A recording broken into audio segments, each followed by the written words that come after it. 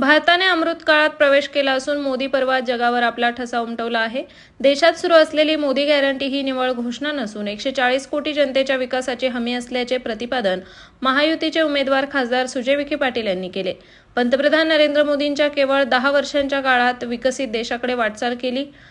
11व्या स्थानावर असलेली अर्थव्यवस्था मोदीजींनी 5व्या स्थानावर आणली। यामुळे मोदी गॅरंटी म्हणजे 140 कोटी जनतेच्या विकासाचा मूलमंत्र असल्याचेही खासदार सुजय विखे म्हणाले।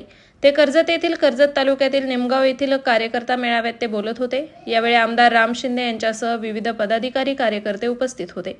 सुजय विखे म्हणाले की मोदी पर्वात सबका साथ सबका विकास या भावनेतून अशा समाजाची निर्मिती केली जिथे सर्वांना स्थान आहे। अयोध्येतील राम मंदिराच्या माध्यमातून सांस्कृतिक आणि धार्मिक वारसा जिवंत ठेवला। मोदीजींनी समृद्ध आणि सुरक्षित देशाचा संकल्प केला आहे आणि तो मोदी गॅरंटीतून जपला जाणार आहे। आज संपूर्ण जगाला भारताच्या आर्थिक धोरणांवर विश्वास निर्माण झाला आहे। जगभरातून विविध गुंतवणुकीचा ओघ वाढत चालला आहे। यामुळे येणाऱ्या काळात मोठ्या प्रमाणात रोजगार निर्मिती होणार आहे, असे सुजय विखे म्हणाले।